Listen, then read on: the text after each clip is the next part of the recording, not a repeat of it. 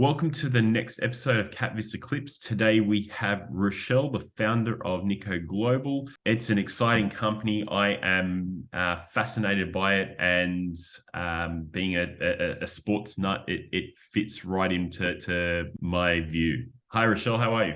Very well, thank you, Daniel. How are you going? It's 2023.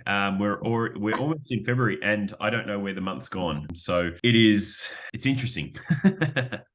No, I mean, business doesn't stop. The world doesn't No. stop. Sport doesn't stop. So I No, haven't stopped. it doesn't. It doesn't. And you're in a perfect industry where there is always something going on. There is no off season in global sports, and there's no off season in startups and business. So, perfect. I'm excited to get into this. I really want to understand.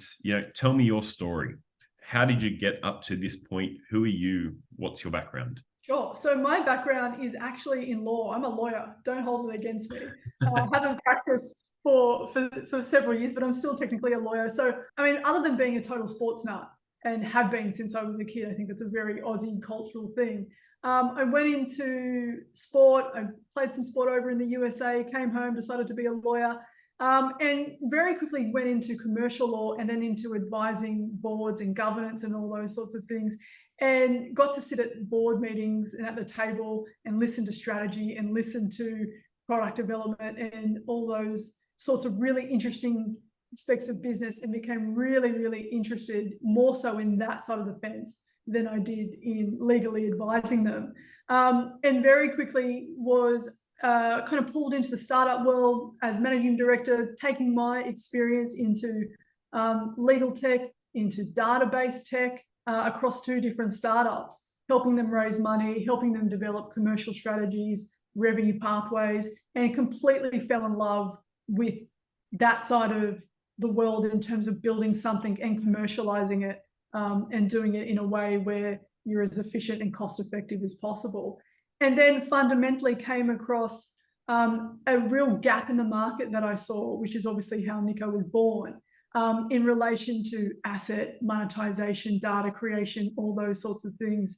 Started my own company, which is Nicco, really, and threw myself into it. I did that. I started that in 2019. I developed some enterprise partnerships very quickly with the likes of IBM and Ingram Micro. Built out an MVP within 4 weeks. We call it MVP 0.1 because it was done very, very quickly to prove the concept. Trialed it at professional football game here in Australia. We did about 4 or 5 different pilots, and we decided this is it. We've got something here, and here we are. Awesome. So you've seen a gap in the market. You understand what is needed from a strategy and direction point of view. You have been in the sports field. You see what's needed from the grassroots, and you've set out to build something that addresses that. The why is always interesting, because understanding why founders do what they do and do what they love is always fascinating. And your why is because you've seen it on both sides, the sports side and the business side, and you see there's a gap. So it's great. You've got a good background. Tell me more about Nicco. What does it do? What is it? Why would organizations and teams use it? Sure. I'll give you a little bit of context into how the idea came up, and then you'll kind of see where I was going to say the genius from it comes, but talking about myself there. Basically, when I was working in startups and advising them and looking at the strategy underneath data, strategies across all different types of businesses, not just sport, I really got a front row seat to lift up the hood of a lot of these businesses, from airlines to charities, like a really broad range, small businesses, huge businesses, and fundamentally saw that there was a real mismatch between the way that they were engaging with their consumers and the way that consumers felt that they were being engaged with. So there's a great statistic from Gartner in 2018, which says that 81% of businesses think that they provide great services, and 8% of customers think that that's true. So there's a huge gap there. And I would look at myself as a consumer, and I would think to myself, gee, this sporting organisation, this local football team, who's a professional football team, is sending communications to both my father and I, and we're completely different types of consumers, but we're getting the same thing. An airline in Australia, a very famous airline that I've been a member of for 20 years, sends me car insurance ads, but I don't have a car, and they don't know that, and yet they claim to be one of the greatest data companies in the world. And that was really where my curiosity got piqued, and thinking, something's going on here. If an EDM campaign success rate is considered to be 5%, 5 to 6%, if that's considered success, there's 95% of those people that they emailed that didn't resonate with the communication. And so that's really where I started looking at this and thinking something's going wrong here with the data that's been collected, the way that businesses are approaching their consumers and their engagement. And that's fundamentally the core proposition of Nicco. And then I kind of picked that up and put that into sport, which is really where I wanted to focus. Because if you look at sport, they have what all these businesses, the Nikes of the world, the airlines, they have what these businesses want, which is a captive audience. But it's just not in a form that is able to be really monetized to the extent that it should be. Right now, we're talking about logos on jerseys, brand association, eyeballs. That's really what sponsorship is for. And when you look at that, you think the ROI on that is really, really hard to value. And we saw in COVID how much of a tightrope that proposition is, particularly here in Australia, and it happened overseas as well. When games stopped, when live venue games stopped, funding dropped. It wasn't valuable to these sporting organisations. And why? Because there was no more value for an eyeball on a logo. That's fundamentally what Nicco is doing. Nicco is a unique data asset and monetization solution. What we're doing is we're putting this ecosystem together that sits underneath a sporting organisation, kind of like a subway network. Everything is connected underneath. And what that enables a sporting organisation to do is bring in disparate types of merchants, businesses, products, services, offerings into this one digital and sustainable, we'll get into that, ecosystem environment. So as a fan of the Dodgers, if I can go into their ecosystem and I can spend on anything and everything, in-store, online, pop-ups, events, this can be anything from coffee to shoes, not just what the Dodgers sell. If I am using that app and transacting across all those different types of businesses, and that solution is designed to collect incredibly granular data. So think about this, a transaction around a coffee is not just where it is and the price and the merchant, it's what kind of milk do you have? All the little machinations of your order. You can potentially, depending on what you're ordering, have hundreds of data points per order. What this is doing is creating an incredibly valuable asset for this sporting organization to monetize. Because what you're doing is you're saying, you've got millions of Dodger fans, and I can tell you the difference between Daniel, between Richelle, between Brian, between Sarah. I can tell you the products that they're interested in, at the pricing points, what type of campaigns they respond to. So Nike, so Reebok, so Hilton, how much is that worth to you now to spend money with us in this ecosystem versus putting a logo on a jersey? Yeah. So some people know this about me, some people don't, but in 2020, my business partner and I tried to acquire 2 different English football clubs. And when we had a look at the clubs, sporting organizations as a whole, most teams are operated the same way. It's usually a wealthy family or an individual owner that will own the team. They put a bunch of money in it, and it's run very archaically. The top teams make money, the bottom teams don't. And basically the way you increase your sponsorship and your brand revenue is by moving up the ladder, not understanding who your audience is. A lot of teams don't tap into their fan base or their members base. They don't have the data, they don't collect it. So for us, what we were looking at is ways that we could increase revenue using tech partners and different channels. Streaming with sports is now the major channel to how fans watch games. And I don't think any team utilizes AI to engage with their fans. What we were seeing is that you'd get £500,000 or £1 million for the shirt sponsor, and they couldn't give any data to the sponsor to say, well, this is how many eyeballs were on it, this is the length of time, how many times it was viewed, and they couldn't give anything like that. And we're saying, well, if you were streaming that, you could tap into that. You could use AI to say, well, okay, Bet365 is a major sponsor.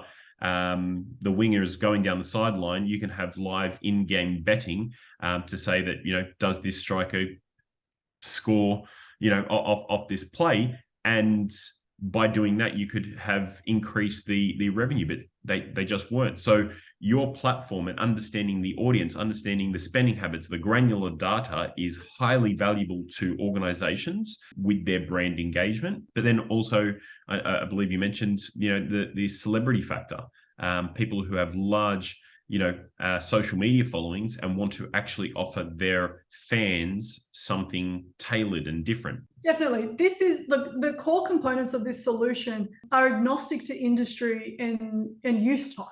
We're just focusing on sport because of critical mass, because of the influence that sport has on consumers to onboard, etc., and also because it's such an easy sell to understand.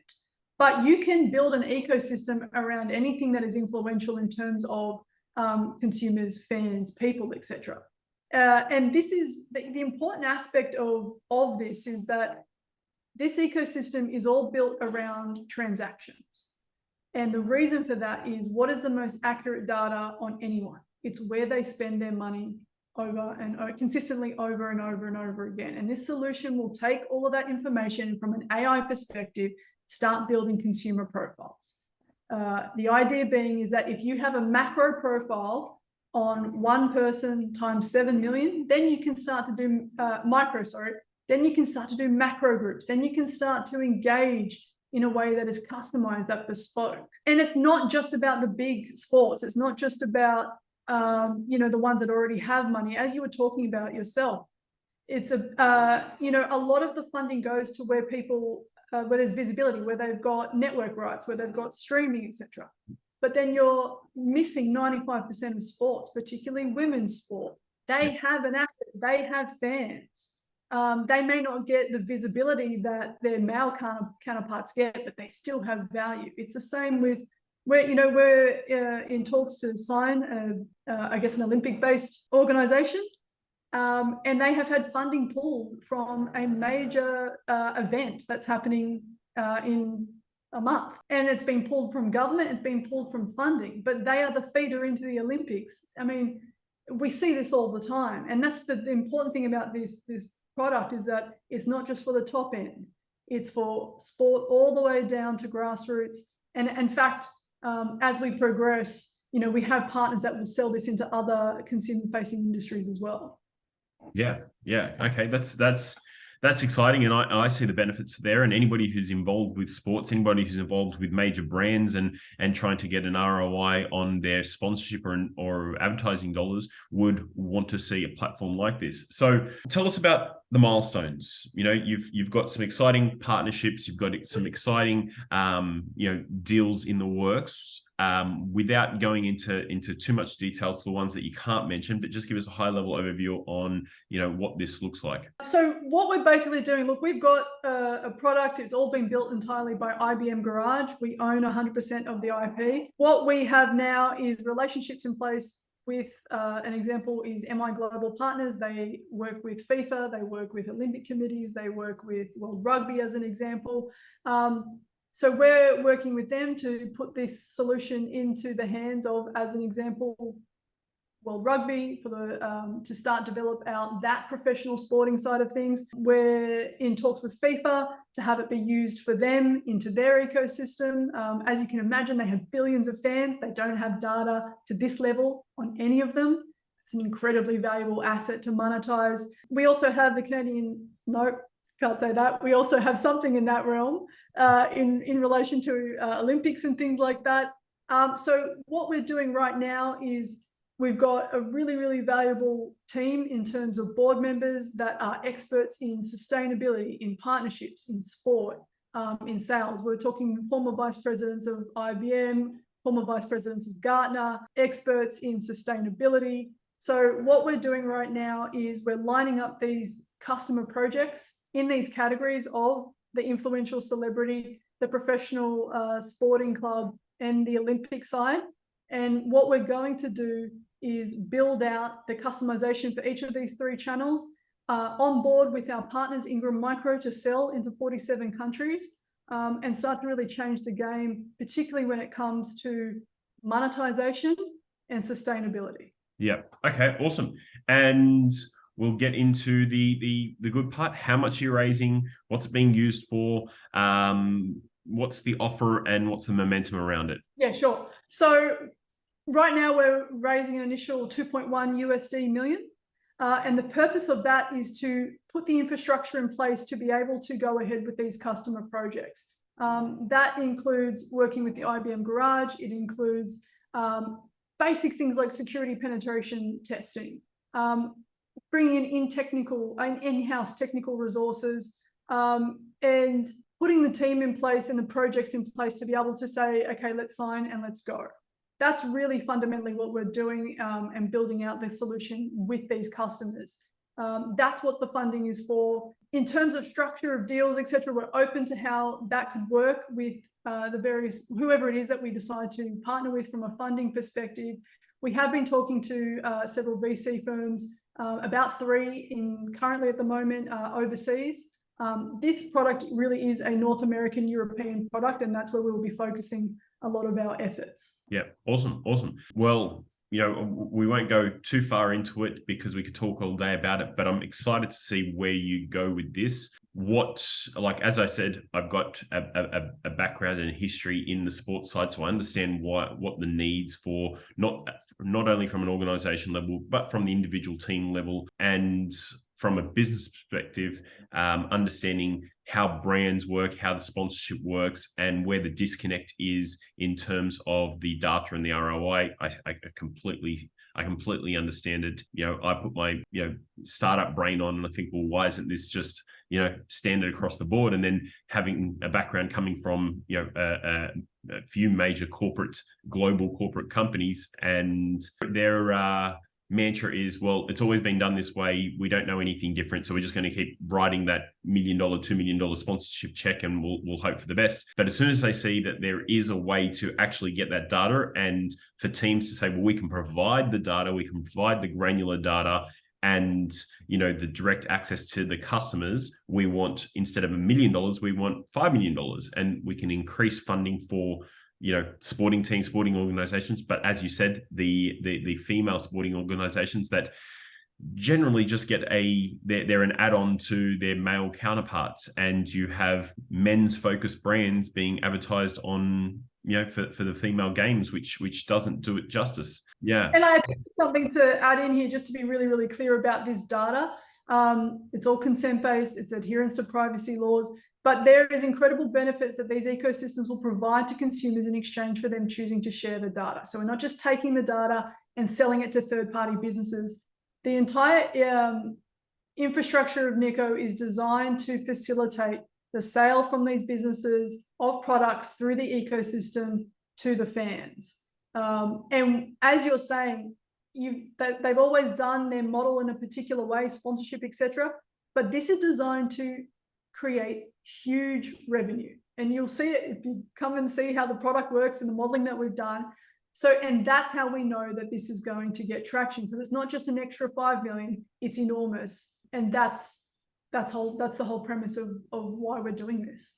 All right. Well, I'm excited to see where you take it. We'll wrap up there.